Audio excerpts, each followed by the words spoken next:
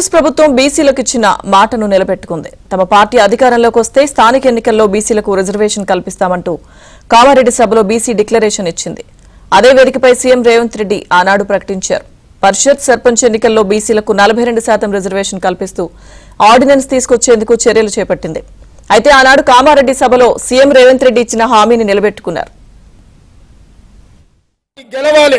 మీకు 12% రిజర్వేషన్లు ఇస్తాయని మోసం చేసిండు. మైనారిటీ డిక్లరేషన్ అమలు జరగాలి అంటే కాంగ్రెస్ పార్టీ గెలవాలి. ఇవాళ డిక్లేర్ చేసిన బీసీ డిక్లరేషన్, ఈ డిక్లరేషన్ అమలు జరగాలంటే కాంగ్రెస్ పార్టీ గెలవాలి.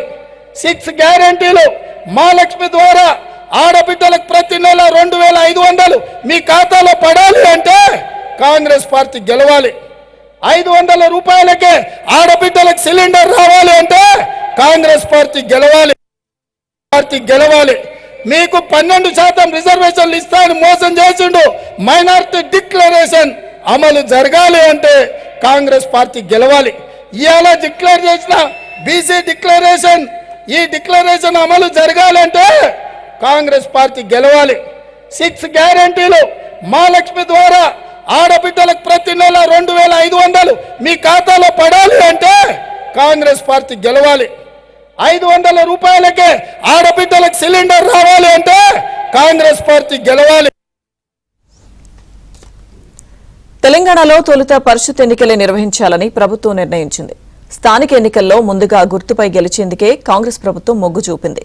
పరిషత్ ఎన్నికలు పూర్తి చేసిన తర్వాతే సర్పంచ్ ఎన్నికలకు వెళ్లాలని మంత్రివర్గ సమావేశంలో నిర్ణయించింది. పరిషత్ సర్పంచ్ ఎన్నికల్లో బీసీలకు 42% రిజర్వేషన్ కల్పిస్తూ ఆర్డినెన్స్ తీసుకురానుంది. పంచాయతీ ఎన్నికలకు సంబంధించి ఈ నెలాఖరులోగా రిజర్వేషన్లు ఖరారు చేయాలంటూ హైకోర్టు ఆదేశించిన నేపథ్యంలో రిజర్వేషన్ ప్రక్రియను వేగవంతం చేయనుంది.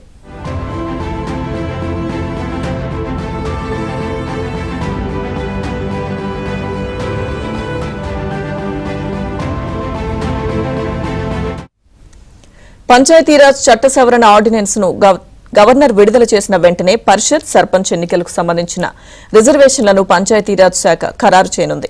పంచాయతీ ఎంపీటీసీ ఎన్నికలకు మండలం యూనిట్ గా రిజర్వేషన్లు ఖరారు చేయాలని కేబినెట్ నిర్ణయించింది. అలాగే ఎంపీపీ జెడ్పీటీసీ ఎన్నికల్లో జిల్లా యూనిట్ గా, జెడ్పీ చైర్మన్ ఎన్నికల్లో రాష్ట్రం యూనిట్ గా ఖరారు చేయాలన్న నిర్ణయం జరిగింది. ఇక ఆర్డినెన్స్ విడుదల కాగానే పంచాయతీరాజ్ శాఖ రిజర్వేషన్లను ఖరారు చేసి రాష్ట్ర ఎన్నికల కమిషన్ కు అప్పగించనుంది. వాటి ఆధారంగా ఎన్నికల కమిషన్ ముందు ఎంపీటీసీ, జెడ్పీటీసీ, ఎంపీపీ, జిల్లా పరిషత్ ఎన్నికలకు షెడ్యూల్ను విడుదల చేయనుంది. ఇక ఆ ప్రక్రియ ముగియగానే పంచాయతీ ఎన్నికలకు షెడ్యూల్ను ప్రకటించనుంది.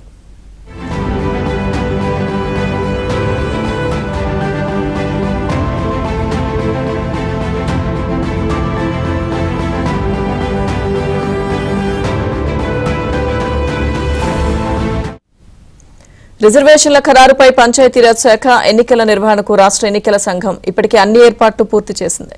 పంచాయతీరాజ్ చట్ట సవరణ ఆర్డినెన్స్ ను గవర్నర్ వారంలోపే జారీ చేసే అవకాశం ఉందని ప్రభుత్వ వర్గాలు చెబుతున్నాయి. ఆర్డినెన్స్ వచ్చాక 10 రోజుల్లోపే పరిషత్, పంచాయతీ ఎన్నికలకు రిజర్వేషన్లను ఖరారు చేయనున్నట్లు చెబుతున్నారు. ఇక ఆ తర్వాత నెల రోజుల్లో అంటే ఆగస్టు నెలాఖరు కల్లా పరిషత్, సర్పంచ్ ఎన్నికల ప్రక్రియను పూర్తి చేయనున్నట్లు ప్రభుత్వ వర్గాలు చెబుతున్నాయి.